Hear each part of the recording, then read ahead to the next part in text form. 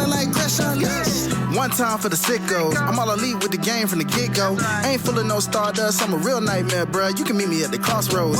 Business is booming, I feel like the Hearst Syndicate, and they tell me don't hurt anybody. I'm way too fly like Kevin, I could do this all night. Step back, it's a private party, I'm more dirty than dumb with the way I live. No saint like Ricky with the vibes I give. Looking at my watch, it's about that time. When I hit him with the toodles, it's a lot like Tiff. Might as well call me Tony. They don't even know that I'm timeless. AJ Francis, all I really know is first class. $1 million man, too priceless. You ain't even over. Shout out to my dogs like Bron. Baby, I'm a limit breaker. You were just a death rider. Can't rest in peace. I saved that for the Undertaker. Proceed with caution, but you ain't Naomi. Can't book the team. Your name must be Tony. IWC say you got to go. I like Jermaine and Crash. Run it. Let's start the show.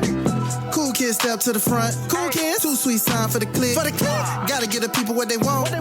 Gotta get eradicate quick. Yeah, I'm like Seth with the outfits. Coming in hot too live on your outlets. Running these streets like the prophets. Thank God for the new day. Can't stop it. Jay Uso with the yeet. Eat, sleep, flex, and repeat. Whole new swag with the price on the tag like Javon on the young OG. Better recognize on the mouthpiece. See the power level gotta increase. Bringing content on the daily. Feeling like Crash Unleashed.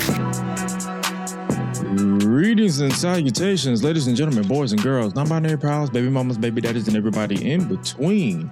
Welcome back to the Crash Unleashed podcast. This is episode 147 of the show that brings you the good vibes to the best of our abilities. Joining you as always is the voice that does the most, the purveyor of mischief, Gresh.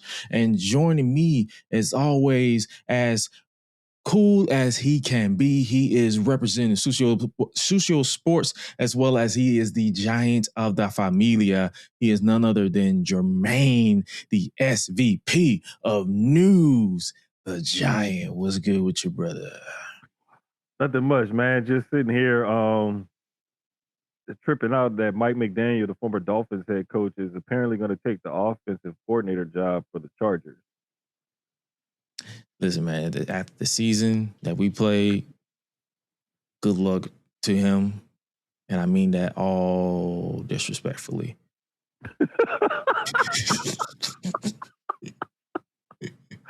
Bruh, it's like this is my thing, right? Like, and it's funny because one of the you always have what they call Black Monday in the NFL, which is typically the Monday after the regular season ends. That next day they typically call it Black Monday because that's when coaches typically get fired, whatever, they're on the hot seat, so on and so forth, right? Mm-hmm. But this hiring cycle has been kind of odd for the NFL because you had at one point, you just had 10 openings when Buffalo decided to get rid of Sean McDermott. But I don't know, bro. It's crazy because they actually fired the coach when the coach wasn't really the problem. To me, in Buffalo, it was the GM that was the problem. Now, Miami decided to get rid of both. It was just like, both of y'all gone. But some places tend to like make the coach the scapegoat because you can't cut or just get rid of some of the players because of the salary cap implications and all of that. But it's just like, nah, it's been crazy. Miami kind of needed a reset though, so I'm hoping, for my brother as a Dolphin fan over there, I'm hoping that they get it right this go round. Oh, they will not. I'm just gonna be honest. They will not. They will not. They will disappoint me. I expect to be disappointed next season. But I have been keeping up with the remainder of football via Chisel Adonis's weekly commentary. He makes it more entertaining. So it's like I'll watch it for myself, but then sometimes I just go to his just to like something for the background, like as I'm getting ready for work, and it should be hilarious. Like I saw, what was his name? The guy who just kept giving turnovers. He kept passing to the other team. I forgot which team. DJ Stroud for the Texans. Was it the Texans? Well, that fool had 4 interceptions in the first half. Yeah, that's him. Bro, let me tell you something about that. Like, it got to a point where I found myself defending him a lot against Texas fans because I'm in the Houston area, right? And covered the team, been around the team, the franchise, and all of that, so on and so forth, right? it got to a point where I was like, damn, I can't really defend this shit. Like, and you know me, I will like, if everybody is on that side, I would be like, well, damn, how come y'all ganging up on so and so? Like, even if I don't even like that person or that stance, it's just gonna be like, well, how come y'all just always right here, unless it's just obvious. But like, I did, but genuinely doing so, you know, I don't just do that just like devil's advocate. But nah, man, it's like, oh man, what was it? It was something that was going on. Oh, that's what it was. TNA. We was talking about TNA. Mm-hmm. And you were like, nah, bro. It's just I was like, well, Gresh, I was like, we still have to give him a chance or something like that. And then when they did the whole thing with Kazarian getting the title off of Santana, I was just like, you know what, I've done. I can't defend it no more. Like I can't. I just got to a point where I couldn't defend it anymore. And that's kind of where I'm at, sort of, with CJ Stroud, because I'm still giving TNA a chance. Still giving them a chance. However, I've gotten to a point where it's like, hey, you know what? I understand where you're coming from now. I was watching that, bro. I was like, yo, there's no way he's going to keep doing this. And he kept doing it. I'm just like, you know what? Mm-hmm. I'm kind of glad that I'm not on this team because I probably would have pulled my locks out at this point. It's the worst part about it is that there are built-in excuses for him because the offensive line has been shuffled. You do have another inexperienced first-year play caller.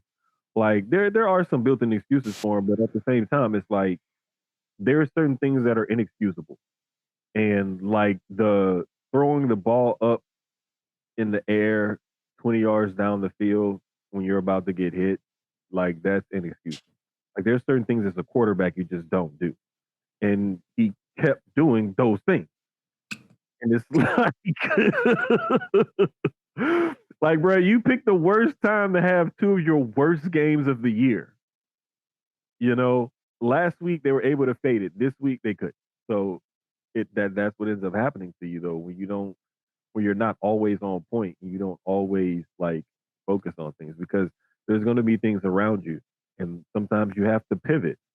And we've seen that in pro wrestling. Like we've seen companies have to pivot, you know, whether there's an injury or a pregnancy, you know, a contract thing, whatever it is, you know, whatever it is. Shoot, we've seen WWF back in the day have to pivot from some storylines. They even have to move WrestleMania 7, I believe it was. Remember when you said you mentioned WWF? Remember when they had that directly, but tried to pivot storyline where they tried to toy with the incest part?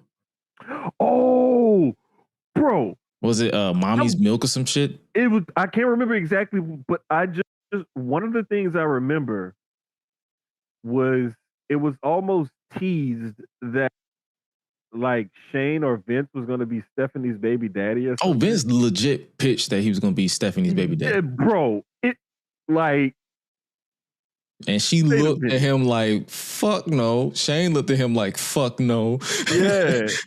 You know, and it was like, had Vince said to Shane that stick the knife in me right now if you're going to do it, if he would have said that shit to Shane after he pitched that idea, I think Shane would have did it. I would have did it. I think Shane would have probably did it at that point. You know what, motherfucker, you're right. You're right. Die. Die, bitch. Like, wrestling is Jesus. Oof. Sometimes to this day, I still question how did I get sucked into this fandom, because it's like some of the stuff that happens, you'd be like, why? Bruh, let me tell you something, bro. I already know, like, it was because of my uncle. And I wrote about my that uncle and my grandmother. Yeah, I wrote about that in the article for Black Wrestling some years ago. Like that's how I got into all of this. And it was just like, you know, he and I were really close in age. It was like we're almost like big bro, little bro. And whatever Mike did was cool. So it was like, all right, cool, I want to do this too. But sometimes you do sit back and you see certain things like that and you wonder, like, am I this deep in the weeds? you know, Were you so you desensitized to it? oh man, it's to the point now where I can totally compartmentalize my fandom and like my genuine like professional reporter, journalist, like analyst type of hat, columnist, whatever. I'll just say media member. Like I can separate my media member from my fandom and enjoy like it could be moment by moment, match by match.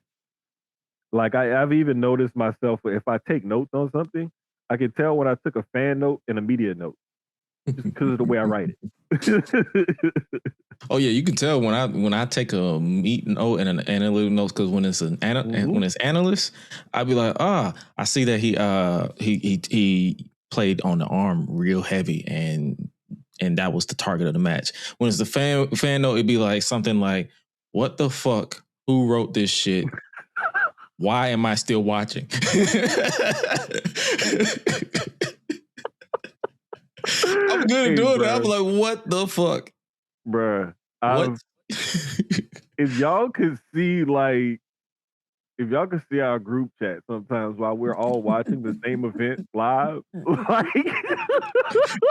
And the sad thing, I'm a part of two, and all of us be on the same accord across the board. Sometimes we be like, what the fuck? Bruh, it'd be like everybody bounces back and forth between those two worlds, between like analysts and fans. And it's funny how y'all both know me so well to the point where I'll send a meme and y'all be like, uh-oh. I don't have to say nothing. I just send a reaction, be like, I know what that is. Y'all see this shit? Y'all see this, right?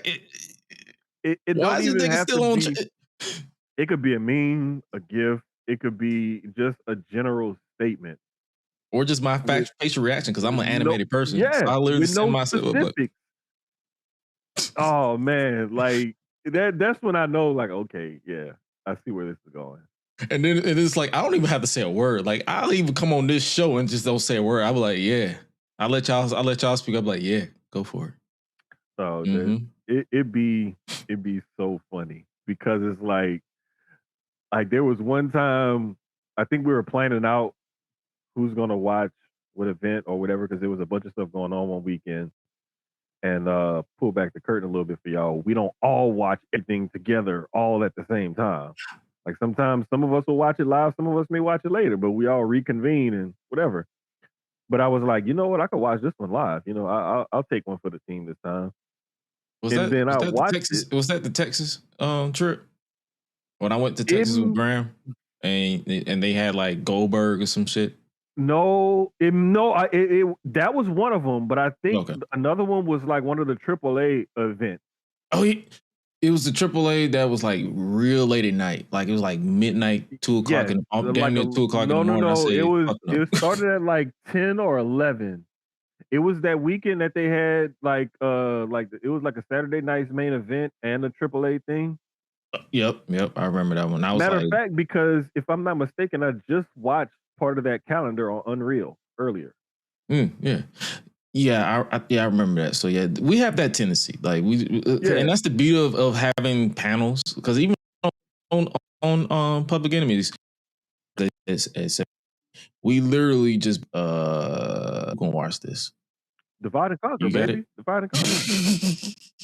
Hey, listen, like I try to get as much of it in as I can, and sometimes I get late to the party and stuff like that, and like I know you were really like I'll talk about like my little journey, like trying to catch up and learn about TNA and become more of a fan of them and everything, and like I had to lean on people like you who, have been faithful and watch it, you, Dwayne, and some other people, and it's just like when you have a collective like that, and everybody can be like, okay, look, I'll watch this, but everybody's pretty much like, okay, there's certain things we all need to watch in order to make sure we can discuss them, but we may watch it at different times.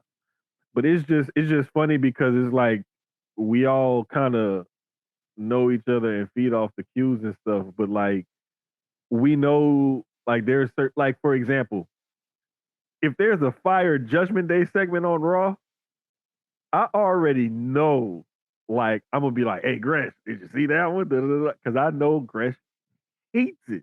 He ready for it to end. I'm ready for them to advance the story, mostly.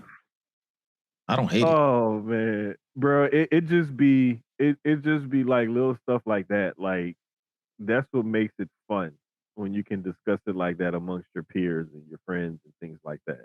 Oh yeah, and then I say it all the time. Like the one thing about us, we don't ever take it to the extreme. Like we don't care what a lot of you guys who watches us or listen to us think as far as like drives us mad.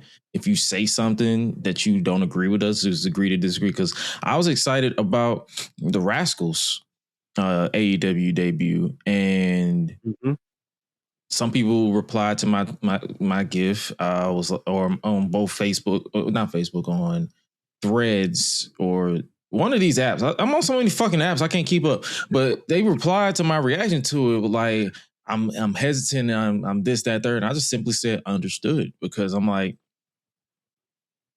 the beauty of wrestling or sports in general is that we all have different taste. Like some people love the Rascals. Some people probably think it's the goofiest gimmick in the world. But you mentioned, before we get to talk about the Rascals even more, because I know I put you on assignment with that one. WWE Unreal season 2 just dropped. I just started watching episode 1, and I need Bruce Pritchard and Road Dogg up out of there. Here's the thing. They so dumb. Bruh, they really. And the funny thing is, I met Bruce Pritchard like years ago at the radio station. He was up there doing some promo shit, whatever the hell. Cool dude. Fun to talk wrestling with. Always got stories and stuff, like in real life. Like he's like how he appears to be on Unreal and those little solo interview things or whatever. Like he's pretty much like that in real life. But there's a certain value that having a veteran presence around brings, even in backstage and different things like that, and in positions of management. But then that also needs to be checked at some point by somebody. So you think that's why they hired the new VP of creative or SVP? Wakata. Yeah. Bro, it took me like I'm actually, I think I'm almost done with it. I think I'm on episode 4. Yeah, I'm not that far, but I'm pretty sure it's the same old. Right, but it took me a couple of episodes, a couple of times where they flashed his name, and I had to pause it and go back, and I was like, wait a minute, how did they spell that? And I said, okay, that's how you pronounce it. Okay. But I ain't gonna lie, I said Wakanda. You are terrible. I am.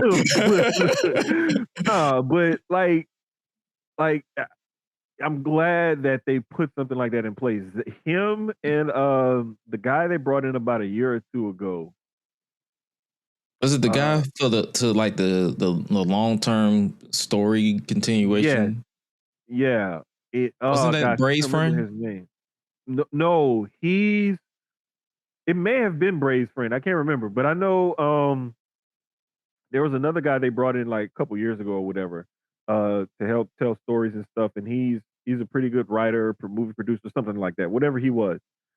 And then they brought in this Wakata guy, and they kind of kept reshuffling the deck and everything. And I'm like, okay, they're trying to find that formula to see what works best. And I get that. I'm for that.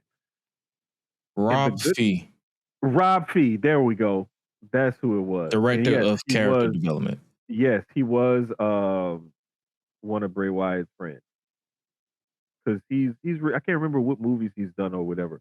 But yeah, bringing in guys like that to help with things, you can tell that the product is evolving and it is kind of getting better. They still have their issues and their problems and stuff like that.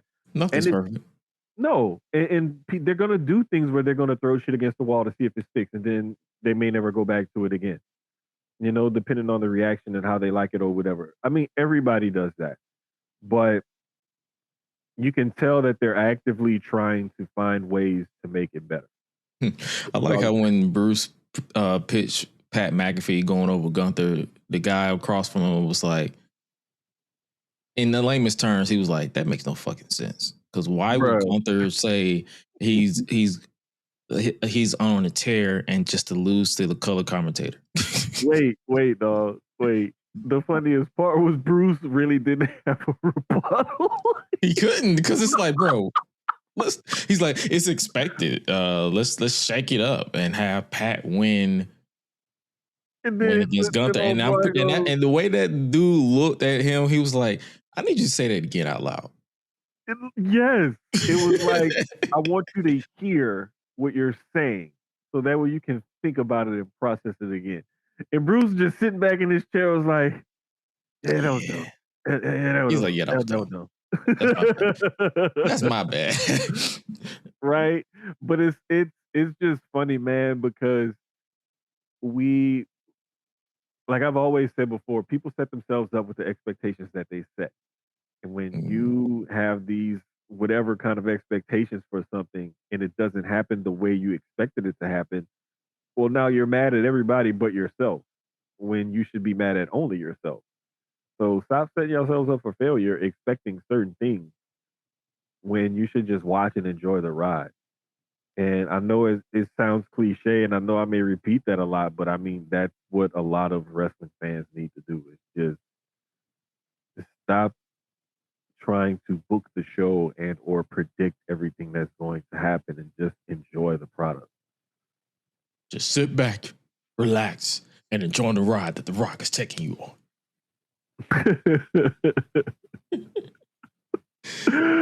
Bro, for you to randomly pull that one out, pause. Damn, I don't have the rim shot but oh man, pause. Hey, yo. Quote the Raven, nevermore. But nah, man. I say all we basically say all this. I still gotta watch a couple of more.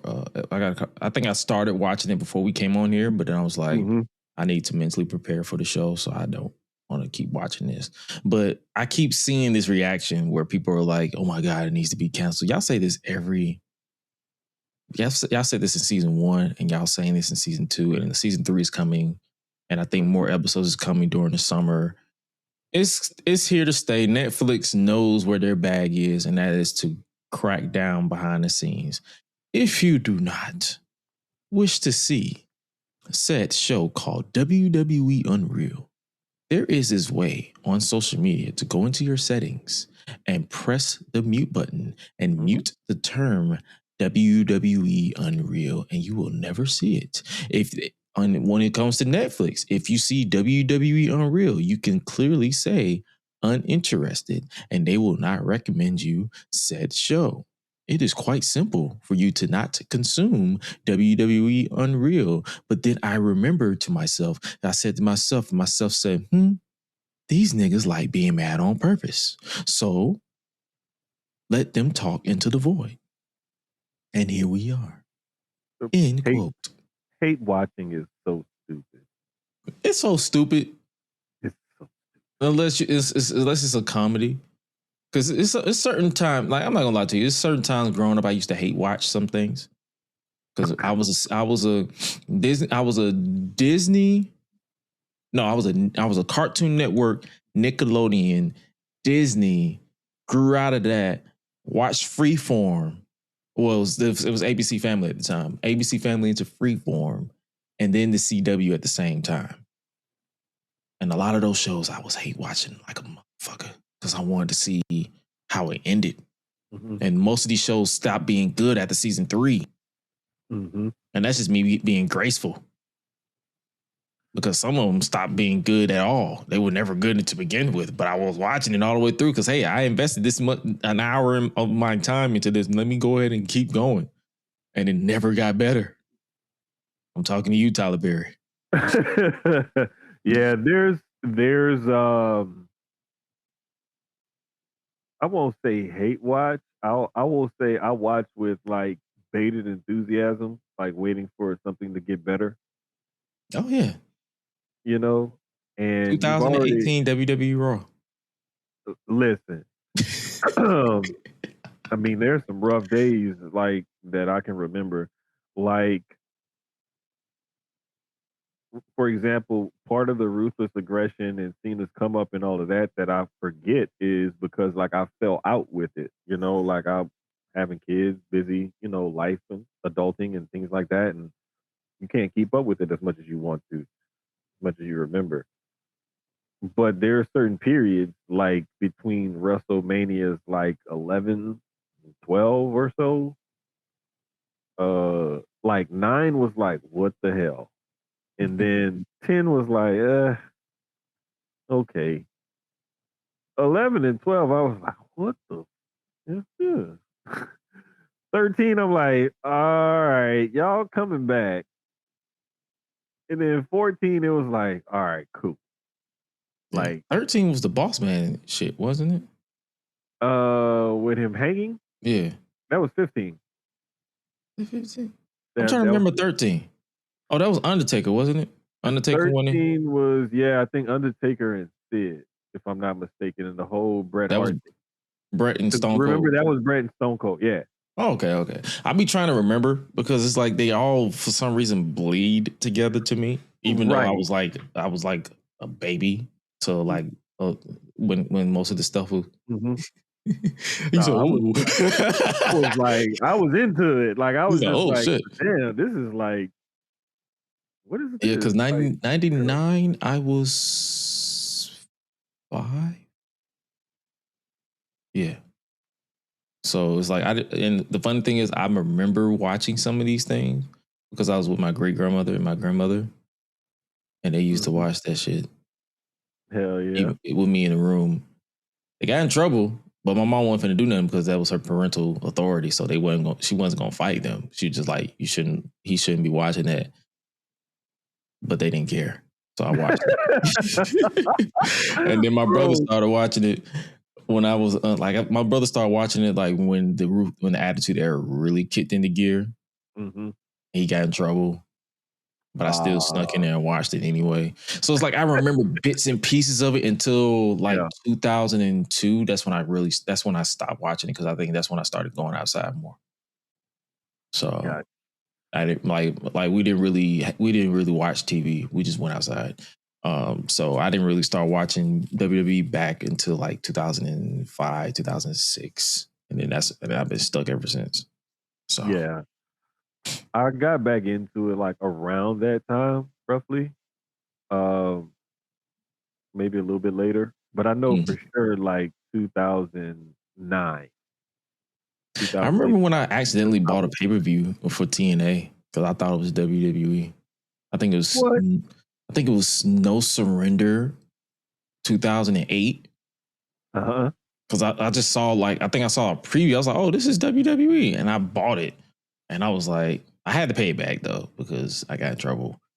Because I think I bought that along with some other things that I shouldn't have bought. But hey, man, I was a curious kid. Yeah, this is before a lot of stuff got free online. So yeah. So let's just say my childhood was fascinating.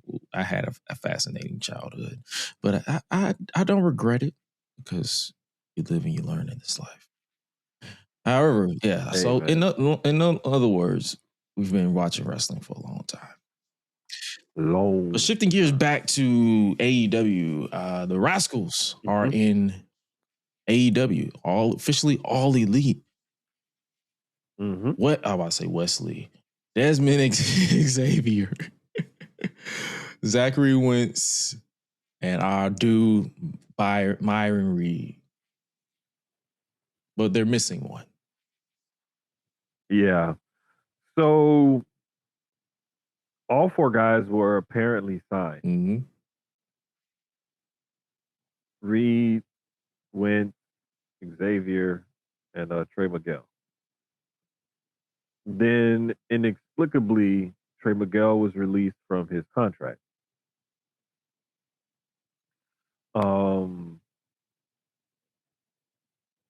Regret to inform you, blah blah blah.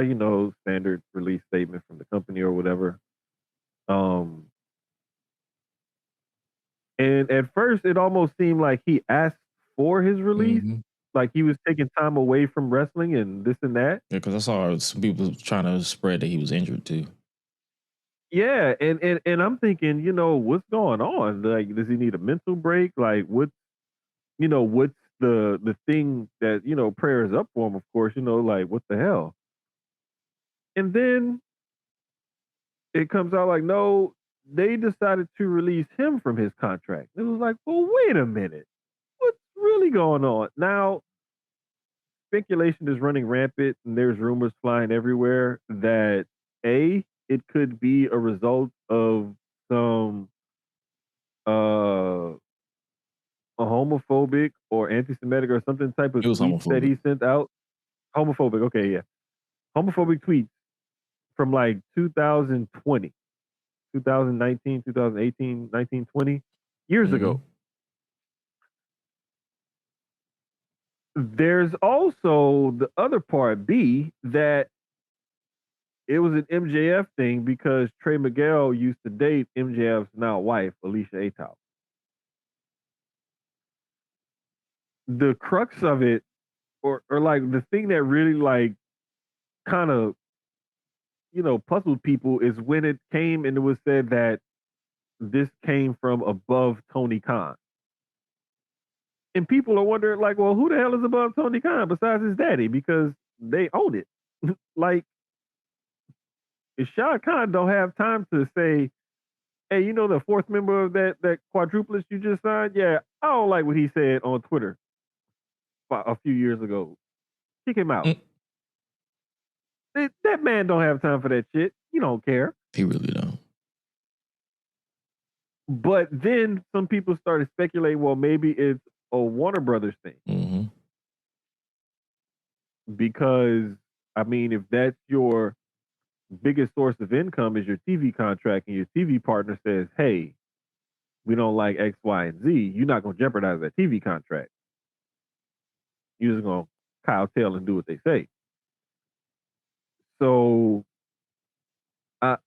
and I read something else earlier that said rumor, again, speculation, dirt sheet shit, whatever, but that there's some talent that's kind of upset about it because it seems as if the rules are being enforced evenly across the board.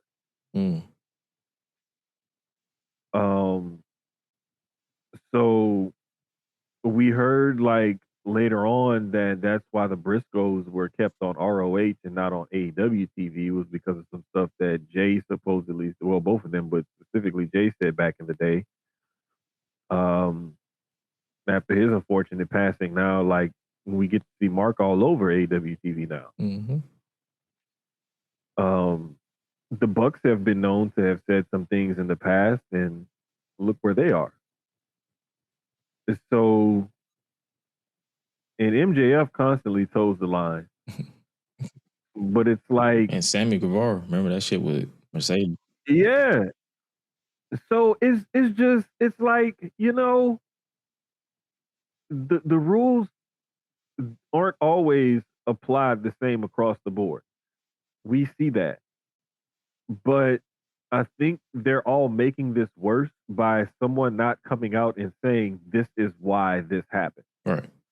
And the only allusion that we have towards that is Trey Miguel's statement yesterday saying that, hey, basically to surmise it, I've grown from that. I don't preach hate. I'm a man of faith. Like saying like I said something stupid back then, basically, but I'm changed and I'm matured now. I just feel like the kid was given a raw deal, and I think the more and more people speak out against how he was treated and him being released and so on and so forth, I think that could have some effect on him possibly getting back in with the company, which I think ultimately should happen because this looks bad on them. Because people oftentimes get second chances, especially if they show true remorse and they show that they've really reformed themselves. This country was built on people getting second chances, and fourth and fifth. and people get fifth, sixth, seventh, eighth, ninth. So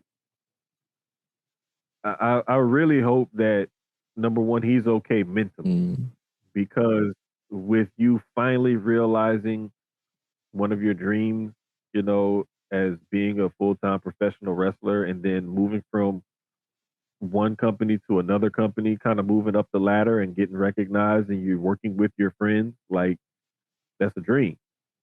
And then to have that dream taken away from you over what seems to be something, pretty trivial, that you've actually shown genuine remorse for and everything, like, that's fucked up. Yeah.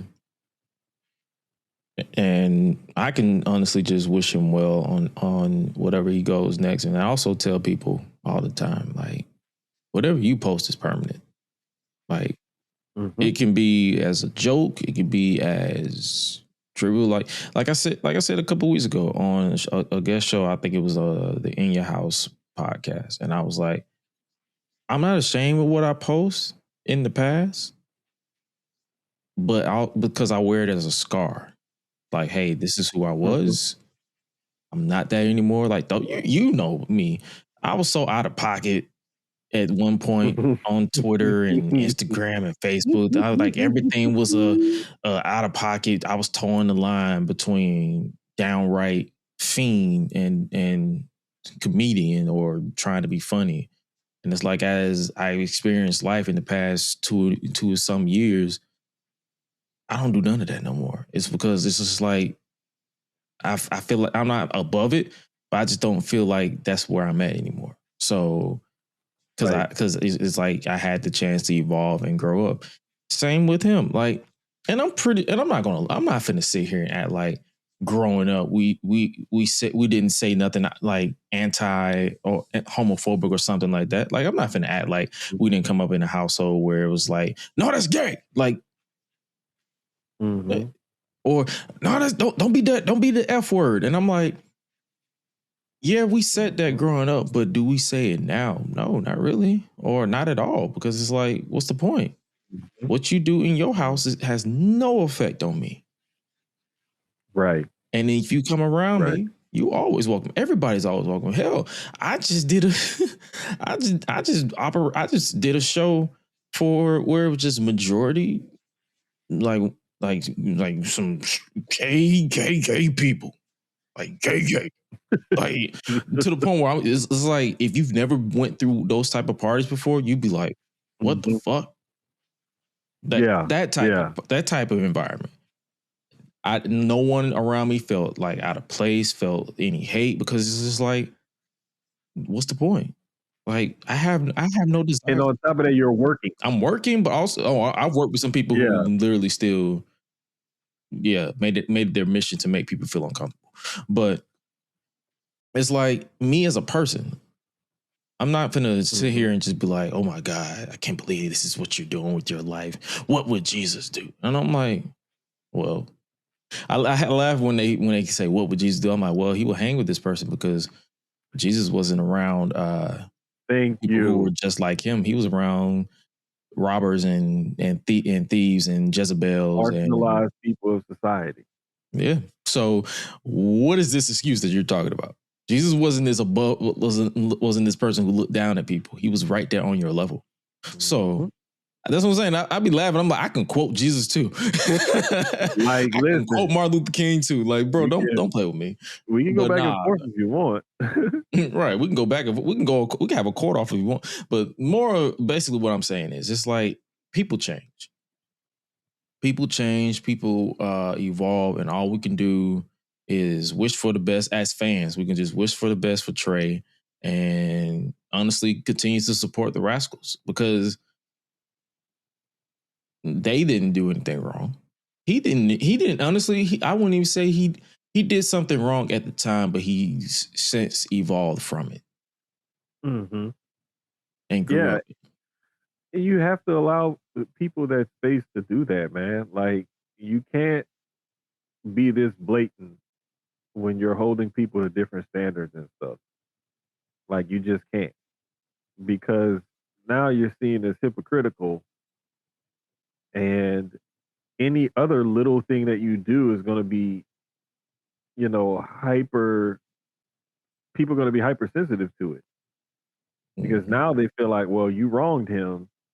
And because he wasn't X, Y, and Z or whatever, like you wronged this person. So what else are you doing? Right. And I don't know, man. I just feel bad for him and prayers up to him. Like, hopefully, he can hold his head up and find his way either back there or, back to TNA or something because, like, dude is talented. And I was looking forward to seeing all four of them as a quartet. Yeah, because it threw us off on Collision. Like, they literally just popped out the locker room high as a kite, and then you was like, wait. Isn't there four of you? I loved it, bro. It was because I kept waiting for him to like walk through, right? Or like you in there smoking, chilling, whatever. Somebody always has to go on the store run because you probably forgot snacks or need more snacks or something. So I'm thinking, okay, well maybe Trey Miguel is going to come with the snacks or something. He never came. And I was like, damn, this is messed up. Yeah, but it is what it is, man. Prayers up to him, though. Yes, sir. For more AEW news for everybody who don't know, Zeta Steel is All Elite. She's one of few signings on top of Persephone, even though that's a co-contract, and I believe Lindsay Dorado. Yeah. Among other people. So yeah, we've had quite a few shakeups on the AEW roster rise. Shout out to Zeta Steel because she went from Evolve to AEW. She had her first televised match on Collision against Marina Shafir this past Saturday. So shout out to her and for getting signed and having her first official televised match. And also shout out to the new trios champions, Hangman Page and Jet Speed. Bro, they're already like trying to come up with a name for them or some kind of goofy. I saw Hang Jet Speed and I said, don't ever say it to me again. Just say Hangman and Jet Speed or Jet Speed and Hangman. Like, keep it simple. Like, they don't have to have a name. Like, I don't know what this is over there where everybody has to have a name or a new name or something like that. Like the this and the that and the. You know what they look? They do that. They do look. They look like Red Dead Redemption. Yeah, let's go with that. Red Dead Redemption or Hang Dead Redemption. Hang them dead. Let's call them Hang them dead. Not them, but like hang their ops dead. Mm-hmm. Yeah, let's never do that. That's why I'm not in creative. That's why I don't do that. Like, I do my own thing. Hey man. But speaking of ops, Powerhouse Hobbs is gone. And I gave my thoughts on Public Enemies this past Thursday. So make sure you guys check that on demand if you haven't already. But I want your thoughts. Like, what are your thoughts on the AEW exit and I'm guessing as of now, sort of not confirmed, pending arrival of Powerhouse Will Hobbs in WWE? He was one of the guys over in AEW where you just take a look at the landscape and you're like, yeah, he looks like a WWE guy. Because they haven't had that. Big E got injured. Lashley left. Shelton Benjamin left. Well, Fire left, whatever. Like, you don't have the big buff black dude. You got Oba coming up, and now you're getting Hobbs. Now you got two of them. Now it's like, hey, look at this. But no, man, he's him, Wardlow, like Lance Archer, Luchasaurus. Like, some of those guys just look like WWE guys because they're much bigger than most of the other competition that's around there. And then you see them when they get on the WWE roster. And the main reason why I'm pointing out Jeff Cobb is simply because he's so short. But you saw him in AEW, and he looks like he's like just about as tall as everybody. Then you see him on the WWE main roster, and it's like, oh, that's the little short, little chunky dude. You know, like that's the little fire hydrant built motherfucker. You know, like that's the Mucinex commercial. yeah, like oh, that's that dude. But nah, man, like Hobbs is he's the thing that I'll say that I didn't like about all of this was people wanting to immediately plug him into the New Day and replace Biggie. And it messed with me on a couple different levels. Like one, every big black Jack dude, and I said that on purpose because of his AEW merch shirt. Like you don't have to shoehorn him in to replace Biggie, okay? Because that was a history and a chemistry that those guys had that just can't be replicated, right?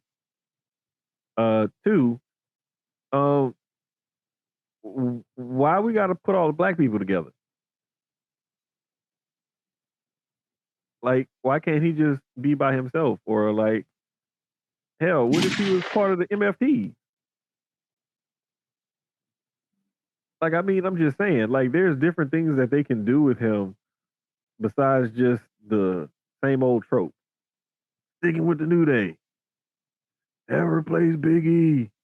Like, no, we don't need that.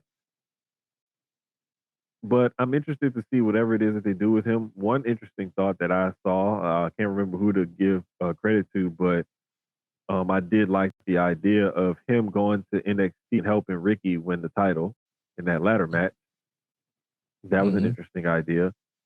But he could also be somebody's muscle or enforcer or bringing in whatever, on the main roster. To basically get him established, because let's be real, unlike your Codys and your Rickies, a lot of people, if they shoehorn him to the main roster, a lot of people won't know who he is. I don't think like the pop would hit the same, and that's why the way they bring him in has to be, the thing that kind of gets the oohs and the ahs. So him coming in as like an enforcer, and he got to wear the uniform for the sneak attack part. You got to have on all black with the black hoodie. Got to, like that is like how they have unwritten rules and stuff, baseball and media and stuff like we've been hearing about the past couple of weeks or whatever. That's an unwritten rule in WWE. If you're gonna be the sneak attack person, you gotta have on a black hoodie. That's law. So whatever they do, I hope they give him his black hoodie moment and help further establish him as a badass. Because he's one of those guys, like you see him in the ring and he's not like a Jeff Cobb where it looks like this little fire hydrant built dude that's gonna jack you up and throw you around. Like Hobbs is like a legit. He's like right about 6 foot. So it's not like he's like some 5'8", 5'9" dude. He's like a decent height, and you can see he's put together. So yeah, man, I can't wait to see how they use him. Same here. So hey, man. Make sure we will definitely keep you guys posted whenever that happens, because it could happen at the Royal Rumble. It could happen on February 3rd on NXT after the Royal Rumble. It could happen on Saturday night's main event that's going down this weekend. It's a lot that's going on. So hey, man, we'll definitely keep it in tuned and tapped in with that. And also, speaking of tapping and tapped in, Gunther wants to end AJ Styles' career at the Royal Rumble. He challenged him to a rematch, or AJ Styles challenged him to a rematch, and Gunther was like, I'm not doing that, but I'll reconsider on the condition that you put your career on the line. Exactly 10 years to the date, or I wouldn't say the date, but the month that he made his WWE debut. The crazy and right part out the gate, I'm like, okay, AJ's going to win. And Gunther, they're going to get the rematch at WrestleMania because Gunther's going to be obsessed. Or AJ can just flat out, it'll be poetic. It'll be poetic for him to leave or to retire at the same event that he debuted at. Because somebody says supposedly, or another rumor floating around out there in the ethos is that his contract is up in February. So if his contract is up in February, it would make sense for it to end at the Rumble. Yeah. So basically, the outcome of this will be one of two things. If AJ does lose, he's not re-signing. He's done. If he wins, he got that extension.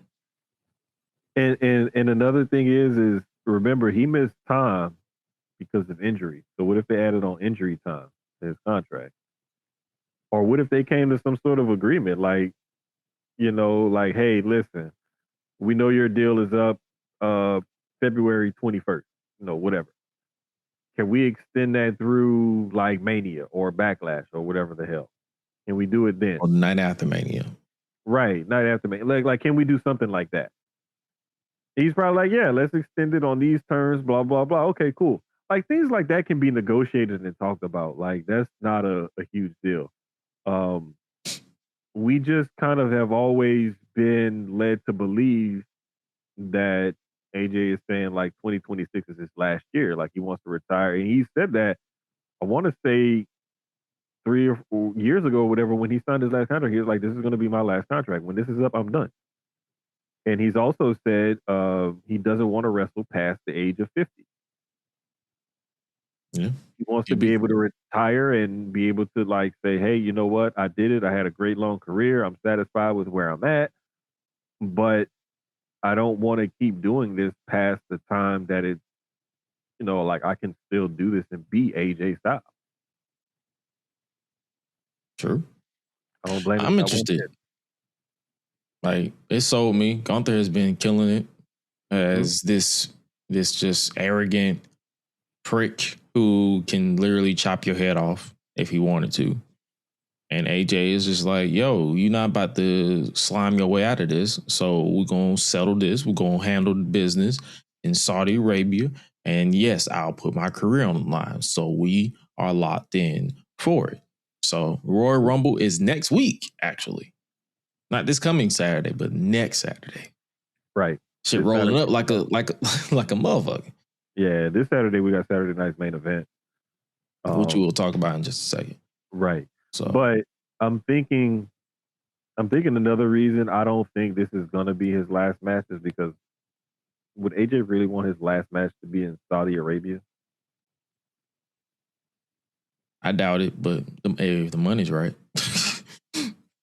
A lot of things have happened when the money is involved. So, but I that's what I'm saying. Like, I feel like this is going to be the one time where the 50-50 booking will make sense. If it doesn't happen, then I'm not going to be mad at it because I have so much to be thankful for because I've legit followed this dude for well over 2 decades at this point. Yeah. So I'm not one of those that's going to be like, oh my God, I can't believe he's retired here. I'm like, man, I prefer it. Make it a bigger deal. Me personally, if I had the pen, I would book his retirement at Bound for Glory, like a full circle type joint. But that's just me. But I'm also not a creative, so I understand. So I beggars can't be choosers. So I'm not one of those who's gonna like lose sleep because I didn't get my way. Right.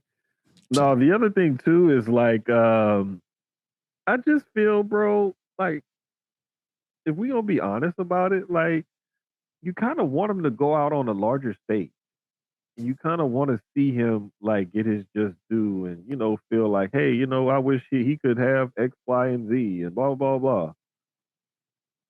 And what if he don't want that? Like he didn't want the whole retirement tour, press tour like Cena did. He didn't want all that fanfare and all of that. He just wants to kind of like quietly go about it. And that may be it. But whatever it is, man, it's just let's just celebrate the career Mm-hmm. of what this dude has been able to do and accomplish, and just be glad that we got to see him do it on such a large stage. Which another reason I feel like I personally selfishly want him to go out at WrestleMania is to get a WrestleMania moment, like a real moment. But with it being maybe his last match, he'll probably end up losing. So it's like, damn, like he had all these other matches at Mania that he could have won or should have won or whatever the hell, and now you got this, and it's just like whatever. But So, hey man, however this match goes, we're gonna be here definitely to talk about it. And speaking of matches, the main event of Raw saw CM Punk retain the World Heavyweight Championship over Finn Balor. I just finished watching that match before we went live. I actually enjoyed it. I feel like it was one of Finn's better matches in the past couple of years, and this is coming from seeing him. I think I saw the Bad Blood match with him and Damon Priest. I did not enjoy that match at all. I saw him and Seth at SummerSlam, mhm. and I believe that was the only two times I seen Finn wrestle. I'm pretty sure I'm probably missing some. Did he wrestle in 2023? I believe so. Yeah, If he did, I saw him at that SummerSlam too. I'm trying to think. Did he? that was the Mania he fought Edge. Was that? No, that was Seth Rollins. I'm talking about Finn. No, I'm saying in 2023, wasn't that the Was it? Mania that he Was it? fought Edge at the Hell in a Cell? Finn Balor. Oh yeah, 2023. Yeah, that was the singles match. He lost to Seth Rollins for the world title. That was 2023. Was it? He wasn't at 2022, I don't think, because I was at that one too. It was like a record, like not a record, but it was like back to back consistent years that we was going before they started pricing us out. Oh yeah, because y'all went to Oh yeah, so we did see Tennessee, him, right? Yeah, it was the Mysterios versus the Judgment Day in that no DQ tag Okay. team match. I knew I'm myself, so I saw him wrestle 3 times, and so I'm not. It's not one of those cases where I'm like, oh, I've never seen you wrestle before. Like once I saw The Rock wrestle live for the first time at WrestleMania in Philly, I was like, yo, I'm good. But no, I enjoyed this match. It was Finn brought back the babyface theme, the Balor Club theme. He didn't bring back the trunks for those who were fiending for him to bring back the trunks. But I enjoyed this match. Like I feel like whatever they do with Finn going forward, because this is probably the story direction or the progression that I've been asking for, because no more stalling. Just go ahead and turn Finn back babyface and just get it and kick him out of Judgment Day. Yeah, it was a good nostalgia moment, and the nostalgia freaks probably had their little moment when his music hit. And funny enough, he missed his first cue to do the hands thing. Oh yeah, he said he couldn't hear the music. Yeah. I love when they have those little real moments like that, man, with the cameraman. That stuff be cool. But yeah, man, it was a good match. It was a good match, good presentation. Of course, their production is always going to be top notch, but it's like,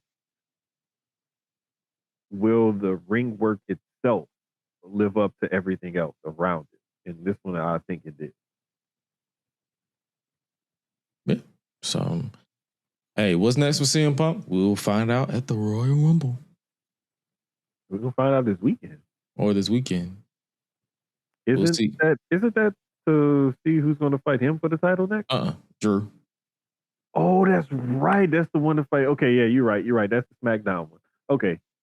Yeah, we're gonna have to wait till Rumble or Elimination. So either they're gonna run back him and Breaker, or he just gonna sit Rumble out and find out who wins the Royal Rumble. Yeah, this is gonna get interesting because there's several different directions that they could go in. Oh yeah. So hey man, we're here to witness it all unfold. Speaking of things unfolding, they turned Natalia heel again. Hopefully, we get the low key legend Natty. That's what I'm looking forward to. And that Natty needs to go. She needs to rip through this division, and she definitely needs to win a title. Because if it's not low key legend Natalia, you can keep it. I need the cornrows, the black track jacket, the mouthpiece, tape fist, all of that. Hopefully, this is what was leading to. Because if not, brother, we've seen Natalia turn heel before. Wasn't good. Yeah, we need this one. Streets need this one. For real, for real. Yeah. So, hey man, I'm just glad that we're not seeing Becky versus Maxine again. So I'll take what I can get. Beggars can't be choosers. Because the match was fine, but it was just like wrestling 6 times in a row within the span of a couple of months is crazy. Yeah. It's gotten to be like a little annoying. After a while, yeah. Speaking of annoying, and hopefully more well wishes go out, Javon Evans.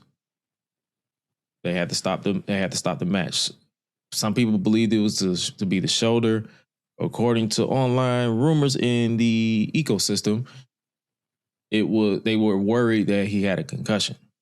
So they stopped the match, but they allowed him to fly. So we will definitely see what goes forward. But man, that was a scary situation. Like, shout out to Javon Evans, wishing him well, and whatever happens going forward, we will always support you, brother. We will always support you.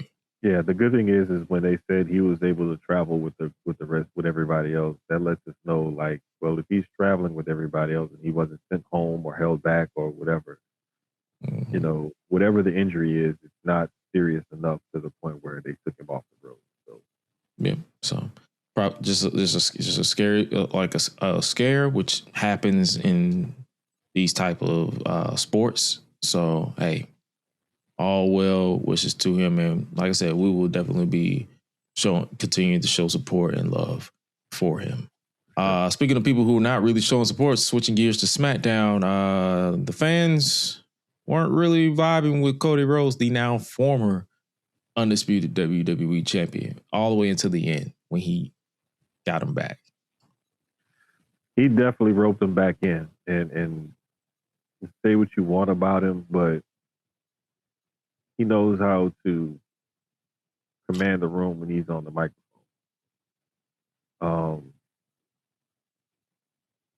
One thing I will say is, like, a lot of the times the international crowds may not always truly reflect the same type of fandom the home crowds do. So that's definitely something that you know what I'm saying? Like, you can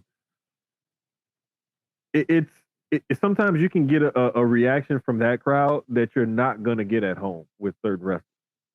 Mm-hmm. And I believe the one with Finn Balor is one that we can replicate that in the States, because people have been waiting for him to, you know, go back to being Finn Balor and who he originally was and why everybody fell in love with him. Even though he's really good as a heel, he's, you know, loved as a face as well. But I'm glad Cody was able to, like, turn that around, show that skill set that he has in crowd control, and that chase again with the baby face is always better than the title. So let's just see how he goes about getting back into the title picture. And the whole thing with him and Jacob Fatu is a nice little setup for both of those guys. I'm rocking with that. Like, Jacob, I love the fact that Jacob was all over the show. And man, interrupted the opening. He cut off Kit Wilson, and he brawled with Cody, all within the span of 3 segments, 3 prominent segments. So Yep. I feel like we're definitely going to see the world title on him at some point this year. I wouldn't even be surprised if it's like Survivor Series or around that time. Yeah, it's main event time for him, in a major way. And I'm not just talking about SmackDowns and Saturday night main event or whatever the hell. Like, no, I'm talking about like closing the show at a pay-per-view main event, like consistently being in that world title picture main event.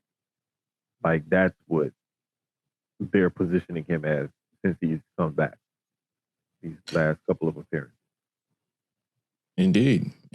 So hey man, we'll definitely be keeping our eye on anything that happens with the man who's all gas, no breaks with it. And speaking of prominent main events, we've been this entire same show. They've been trying to fulfill the fatal 4-way match that will determine the number 1 contender for Drew McIntyre's undisputed championship.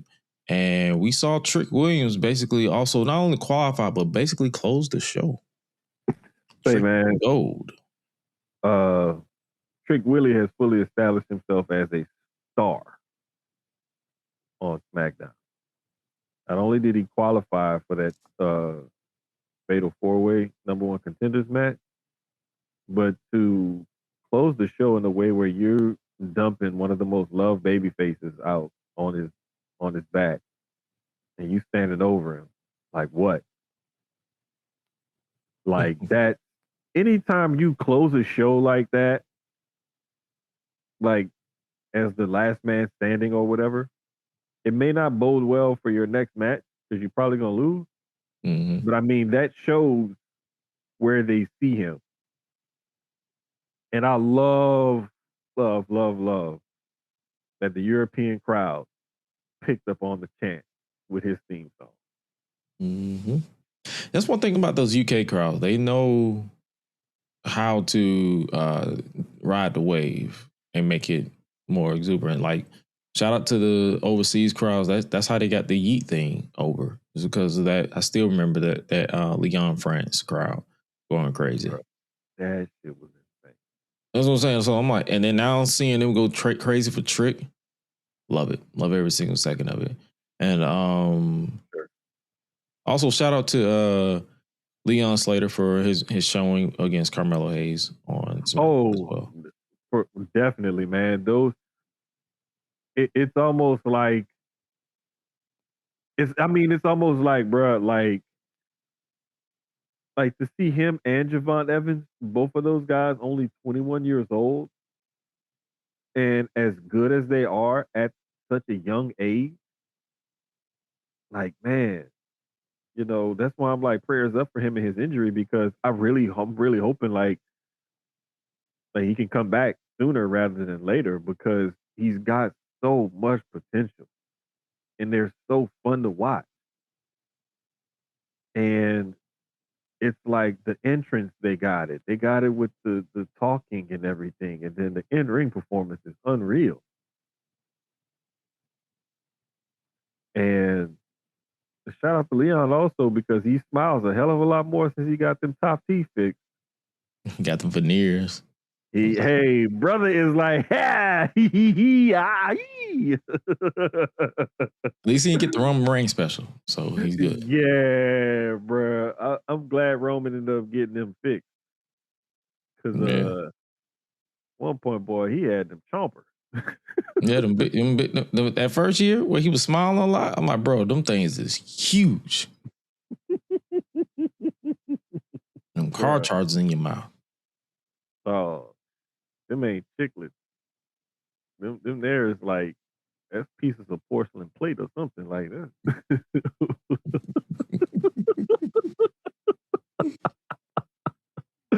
Them little saucers in your mouth, dog. Like, what the hell? The little, you got the little teacup and you got the little baby saucer that the teacup goes on. That's what he got. The K9s is crazy.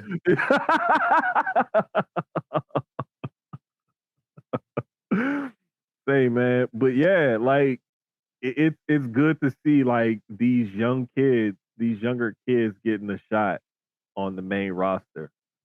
Um, and we forget like people like Rhea. Rhea ain't even 30 yet. Nope. And Rhea been on the main roster for like 6 years. 2020. Yeah. 2021. So going on 5, actually. 5. Bro, Roxanne is 23, 24. Mm-hmm. You got Javon 21, Leon 21. Like Oba ain't even. I think Oba may be right at 30 or close to it. I think he's 28. Yeah, bruh. Trick just turned 30 or about to be 31 or whatever. Like Melo is like 30, 31. Me and Melo the same age, so he's 31. Yeah, bro. Like the future is bright. Yeah, Future Oba's is very 27. bright. He'll be 27. 20. Okay. Yeah. Yeah. So it's like the future is very bright, very bright. Like they got a lot of youngsters that they're bringing up, and they're being put in certain positions. So Ruka, another one. Mm-hmm. You know, so it's like, bruh, I don't know, man. The future ain't a loving it. problem. It's just hope everything lines up accordingly so that everybody has a path to success. And speaking of things lining up and paths to success, I don't know what they doing with Jade Cargill's women's title reign. Outside of they finally established Jordan Grace, but it's just like, okay. Bruh, I just realized when they had posted that they say she done had the title for like 81 days or whatever, and she has not defended it. I was like, what? And when I look back, I was like, she literally dead ass only had 2 matches since winning the title. Like wait, what? Yeah. Are you serious? On TV? Yeah, and I'm like, it threw me off. Yeah. And I'm like, yeah, they're protecting her, all right, but god dang. At some point. And then it's like, I understand her being in character, but saying, oh, there's nobody in the division that's good enough to take me on. And I'm like, let's slow your roll down there, Buttercup. There's a lot of people better than you to take you on. But I get it. She's a character. I don't take it personal. But yeah, they need to do something. They need to like, she needs to have, like, it needs to happen sooner rather than later. Because if it gets to a point where, because they're putting themselves in a position to where, hey, if Jade faces Jordan Grace and beats her, who's next? You have to be able to stretch that.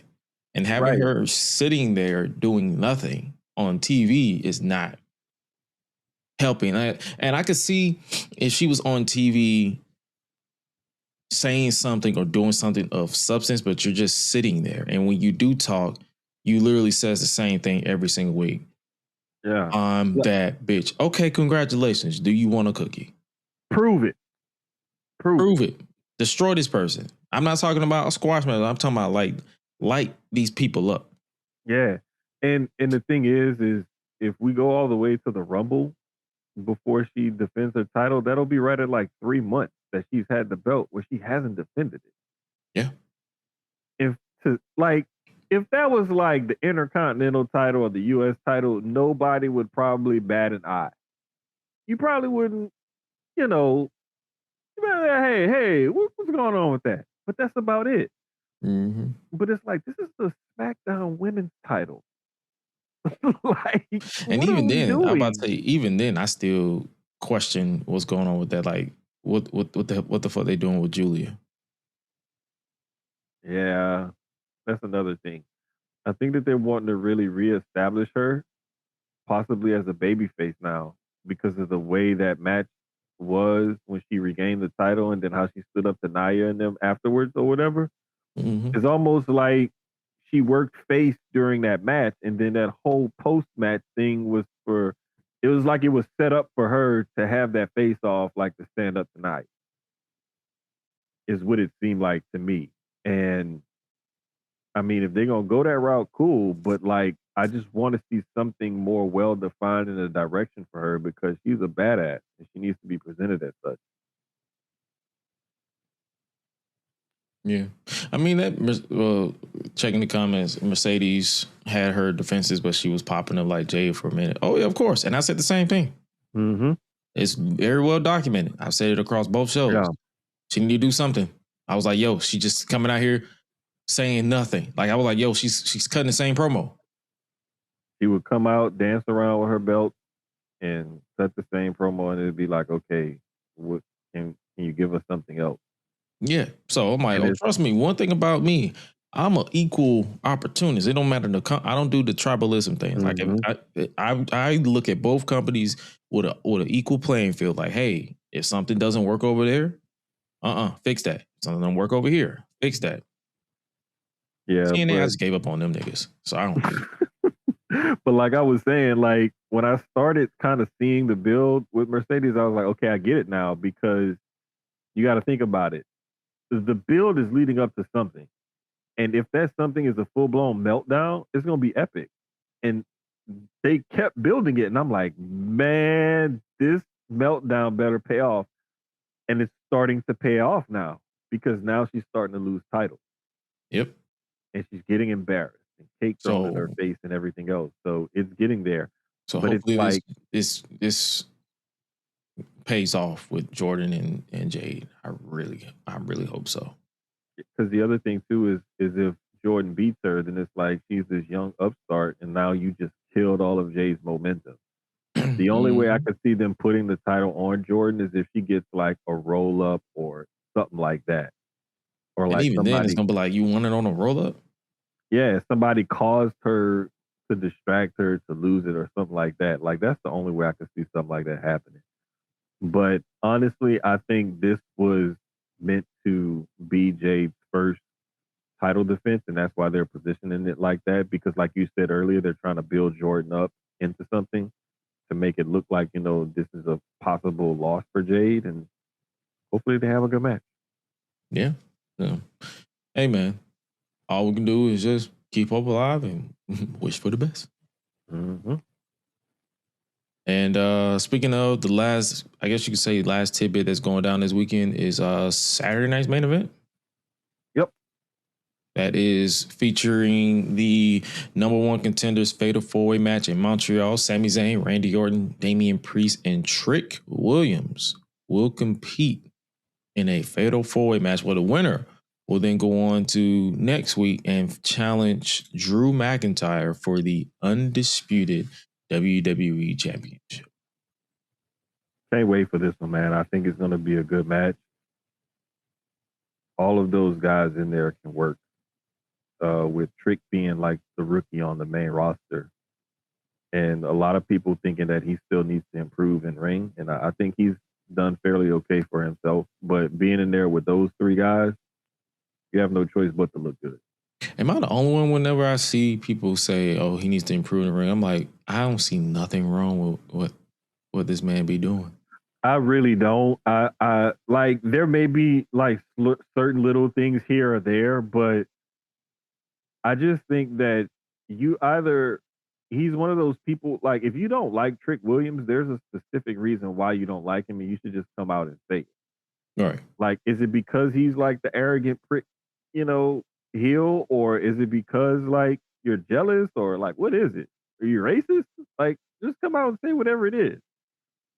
Because I don't see like this reason to like hate on that guy like that. But regardless, like he's there, he's on the main roster, he's being presented as a big star, he's in the ring with, former world champions, main eventers, and things like that. So, like, they obviously see something in him because he's been positioned that way. So, I'm just looking forward to seeing what he's gonna do here moving forward.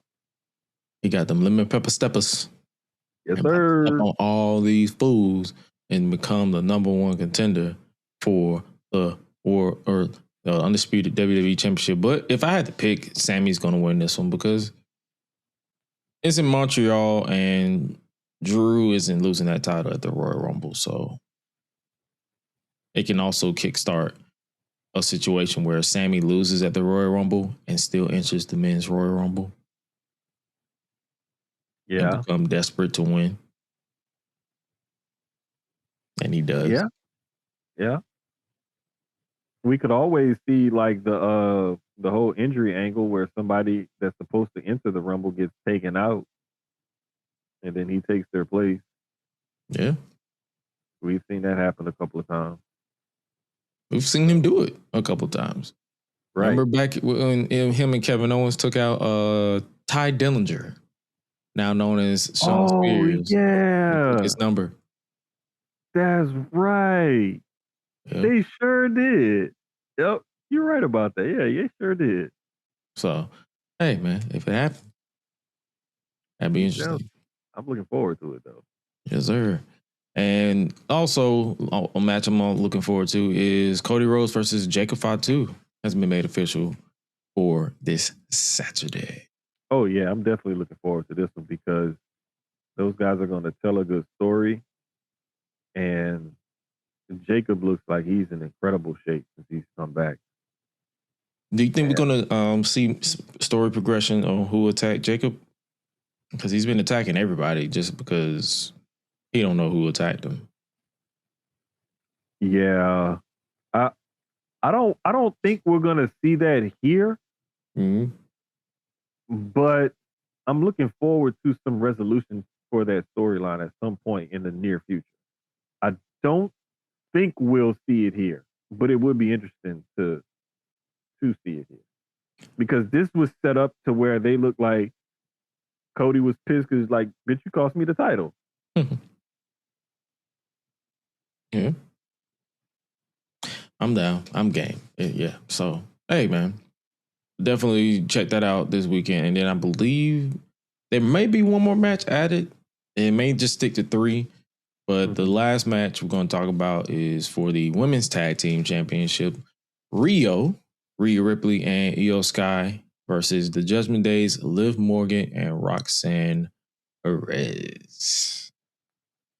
I can see Rio getting the win here because this is their first defense. Oh, yeah, of course. And they didn't stand tall on Raw. Right. And I can also see where this may tease something between Liv and Roxanne. Because they've been kind of teasing stuff between the 3 of them, Liv, Roxanne, and Raquel. Mm-hmm. Especially with Raquel trying to go after the women's title and like kind of stepping on Liv's toes. And then Liv supposedly like everybody thought she hated Roxanne and then now like they're BFF. So it's like all these weird dynamics between the 3 of them. So yeah, I'm looking forward to this one just to see some story progression on that front. And even though Rhea and Io have great chemistry when they fight each other, they're a pretty good tag team. Yeah, I agree. So this I feel like all 3 of these matches are going to be fun on Saturday. For so sure. For sure. We're definitely going to check it out. Don't expect the post show because I'm not going to lie to you. I'm not going to lie to you. I'm not doing that. But we'll definitely talk about it more as everything progresses as we are officially on the road to the Royal Rumble, which goes down in Saudi Arabia. Which will be like, I think it's 2 p.m. on Saturday. So that'll be interesting to see. So, hey, man, make sure you guys tap into that. But other than that, anything I missed before we get out of here? No, I think we pretty much covered everything, bro. Like all the major stuff. Yeah. I don't think we missed anything. And if we did, they could tune into the Public Enemies on Thursday. There you go. You beat me to it. Because it's like, hey, if I missed anything, if we don't talk about it here, we talk about it over there. Exactly. Like, listen, I can't think of nothing, but if we didn't, trust and believe that they're going to take care of it. Yeah, for sure. But we appreciate you guys rocking it with us. If you definitely want to tap in and everything, make sure you scan that QR code. For this, I forgot song of the week for this week.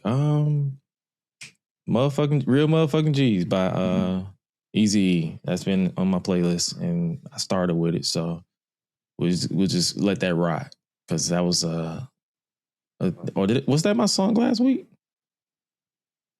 Was that my song last week? No, it was Boogie Wonderland last week. Mm-hmm. No, that was my song 2 weeks ago. So we're not finna change. I'm gonna change that.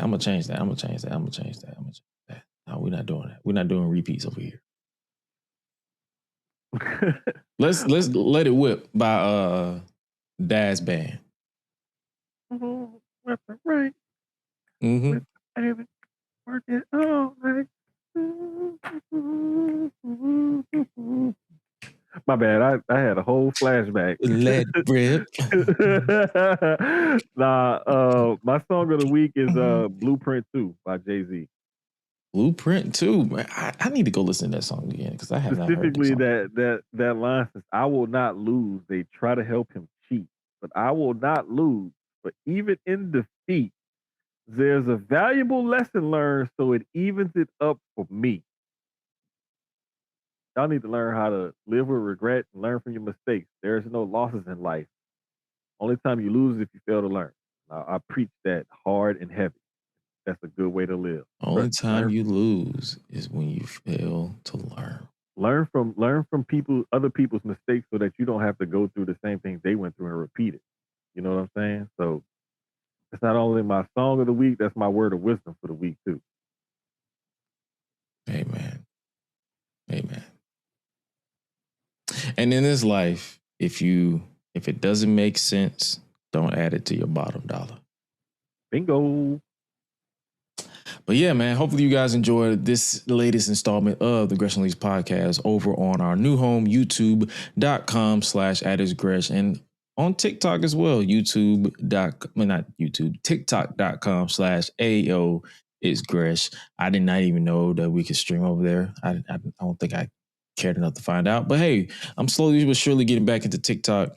I got some things popping for Black History Month next month. I'm gonna try to get started on that this week. What up, lovely? I see you in the chat. On CP time. But yo, man, we covered everything. If you haven't already, make sure you guys subscribe to the pod itself, www.greshanleash.com.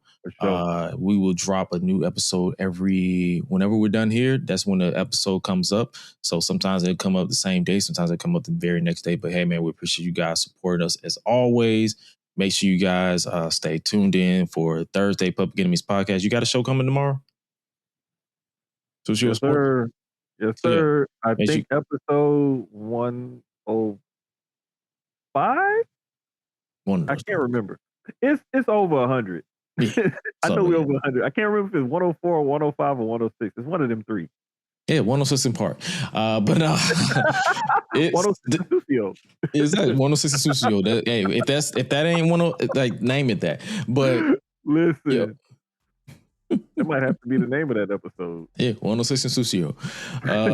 Make sure you guys tap into with my brother, and make sure you guys tap in with Miss Lovely down there too, because she got some shit going down well this year. Definitely. So make sure you guys tap in. If it's all love out here, tap in with everybody, and we will definitely catch you guys next week for another installment of the Gresh and Lee's podcast. And with that being said, you guys stay safe out here in these streets, and remember to always eat, sleep, flex, and repeat. We out, y'all. Be crazy. I don't play games. What you see with me is what you get. And I would much rather be hated for what I am than loved for something that I'm not.